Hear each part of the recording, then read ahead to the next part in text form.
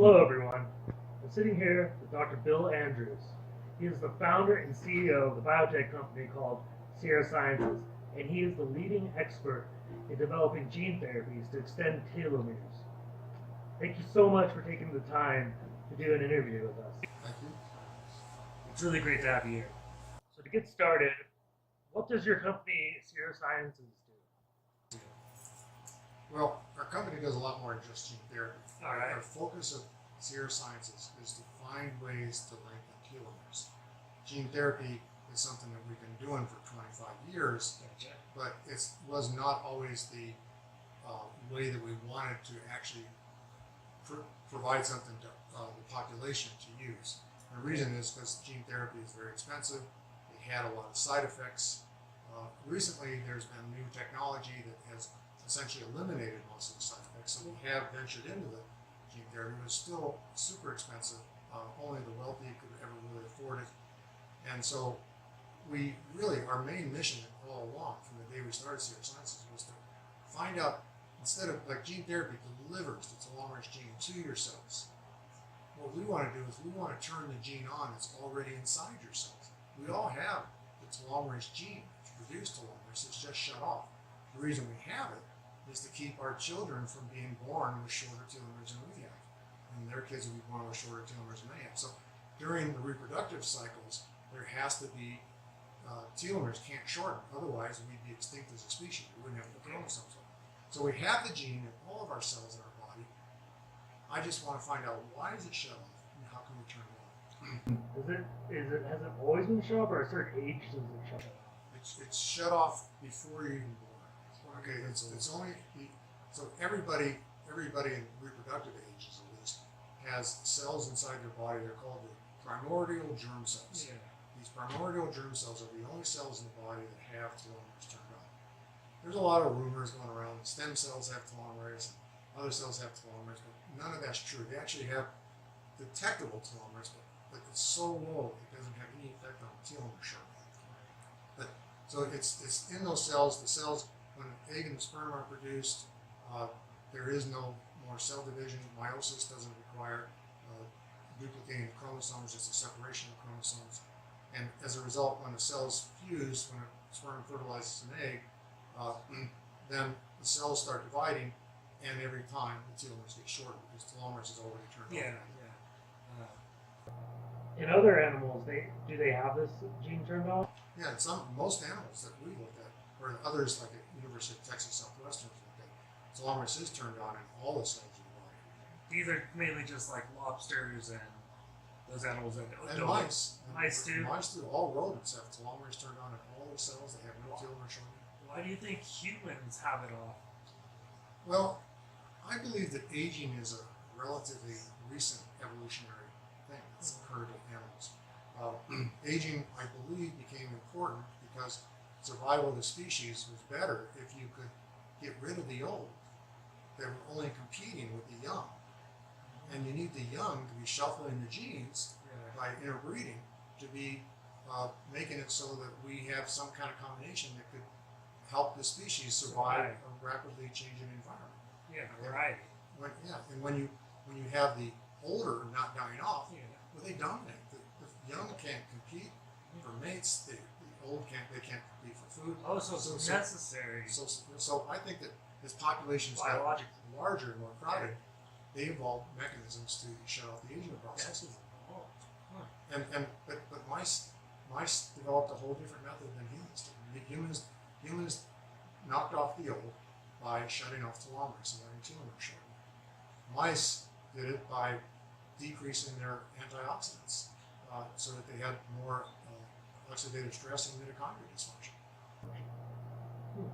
Because I've heard a while ago that the reason we start to decline by the time, it's the selfish gene. Our genes want to be passed on, and some say that after 30, the reason everything goes downhill or 40 is because they think at that point you would pass on your genes, and the body is just kind of saying, Well, the body isn't killing itself off necessarily, but there's no reason why evolution would have selected to have you live longer after you've passed on. Yeah, exactly. That's what I'm so trying the genes to get passed on, but your body's already done it. And so now it's just not contributing to evolution. Alright, this might be the same thing, but we've in fact developed a gene therapy, and it's currently undergoing clinical trials in Labella Gene Therapeutics. Can you elaborate on that? And where is Labella Gene Therapeutics? Well, clinical studies have not started yet. They haven't. Okay. We are hoping right now to treat our first patient on January 15th. 2019. 2019. Okay. There's been delays because of we had to work out conditions to make it safe. Whereas a lot of people say it's safe, it's not really safe. So we've solved those problems, and then now meeting with regulatory commissions all over the world, we're finding that before they can actually approve the studies, we have a lot of questions. Okay. For instance, I just spent 8 hours in front of a medical review board in Colombia, Jeez. dealing with all this kind of stuff, and so now the review process has to continue, and we're still waiting for the first country to actually approve it, but we believe that's going to happen really soon, and so we've scheduled the first patient for January 15th. We have all the hospitals set up, all the doctors, everything's ready to go. We just need the government to say, give us the Labella. And by the way, look, you asked where is Labella? Yeah, where is it? It's in several different places. Okay, because there is no building that has Labella written on the side. Yeah, that's on that picture. It's actually one person's in Korea, another person's in So it's like a team New of Zealand. people. Yeah. Okay. That's cool. All right, cool. Do you think you will achieve indefinite longevity? For example, do you think you might live 1,000 years more? Well, might is the key word. Yeah, might. Yeah, that's what I'm shooting for. I mean, I love living. I don't ever want to die. No, but that's As I great. said before, I have a fear of missing out. I want to be That's- here when we discover life on That's other what I planets. was saying. Like I used to watch like shows when I was younger about like the year like 2552 or something, and they're all in space and stuff. And I'm like, man, I'm gonna die before I get to see that. I was born in the wrong era. But yeah, if we get to live long enough, we'll be able to see all that really cool stuff come to fruition, which will be awesome. Last question. Are you taking any sort of treatment right now, like metformin, NAD, stem cell therapies? And if so, could you explain why you think these are helpful? I probably take more supplements and adjuvants than anybody you've ever met. Okay. Because if it's safe, I take it, even if I'm not convinced it works. Yeah. If for instance, if a supplement or adjuvant has been shown to work on mice, and I don't believe it's going to work on humans, but it didn't have any negative side effects on the mice, I take it. Okay. So I do take nicotinamide riboside from Elysium basis. So that's That's my a- NAD.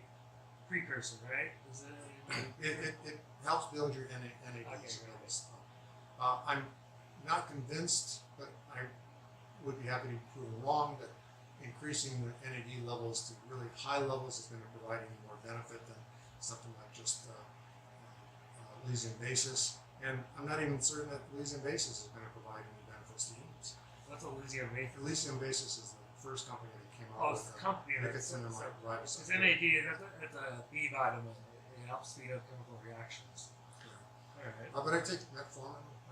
I've heard of that before. I've been taking metformin for over 10 years. I heard it a lot when I was in my nutrition classes. It's for a lot of people with type 2 diabetes take it. Yeah. And how does it help you? Like, what's its? Well, I don't take it for the reasons why Yeah, it's for better, those- yeah, because but- I'm not a diabetic. But the surprising thing was that people started finding out that the diabetics that were on metformin had a lower incidence of cancer, and this is over 10 years ago. And that's when I started taking it. So hey, I'm gonna start taking this. I had a hard time talking to my doctor into prescribing it. Yeah, right. Because I wasn't diabetic. But then they did studies on showing that non-diabetics taking it had a lower incidence of cancer. But it's providing a lot of other health benefits too. I'm not exactly certain I remember the whole mechanism of action. I know it involves AMP kinase, or AMP kinase, and it works a lot like rapamycin, but doesn't work through the mTOR. But it's part of the pathway, so it does a lot of things to provide benefits, health benefits to humans.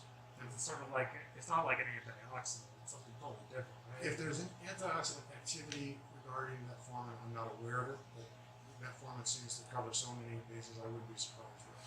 That's the other thing is I do a lot of antioxidants. Yeah, yeah. And I mean, Do you take turmeric? I take cumin. And I Cum, think what's it called? Turmeric? well, there's two ways of pronouncing it. Coumarin and I'm sorry, I didn't. That's turmeric. Curcumin. Curcumin and curcumin. Yeah, That's so the two ways. I take a turmeric for like inflammation. Like people's they shouldn't help with that. And has no bad effects. It's in Indian food, so. But that's the active ingredient in turmeric is curcumin. Really? Yeah. So Oh, instead there of it taking is. turmeric, I take pure curcumin.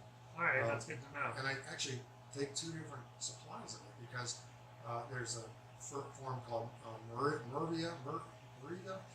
I think it's called. That's gets absorbed better, and then there's another kind that's more bioavailable. It's put out by Red Genetics. I just take both of them because I think curcumin is very important. Is a lot of the other and I'll tell you, as I said in a meeting we were at earlier, the best book I've ever read on the subject of what supplements to take is this book, the Kaufman Protocol, written by Dr. Sandra Kaufman. It's available on Amazon.com. Kaufman Protocol? Kaufman. Okay, so it's a lot like Kaufman. Okay, got it. All right, name it one more time. What's the name of it? The name of the book is the Kaufman Protocol. Kaufman written Protocol. by Dr. Sandra Kaufman. Written by Sandra Kaufman. All right, well, I'll have to check it out. Maybe our viewers would like to check it out too. I'll talk about metformin. I'll talk about curcumin. I'll talk about some of the elements whose names I never can pronounce. Astraxicin and stuff like that. Yeah, like a number in front of it. Yeah. Well, I take them, but I can't pronounce them. All right. Well, thank you so much for your time. I know you're a very busy person, but we really appreciate it. And good luck on your marathon tomorrow. All right. Thank you very much.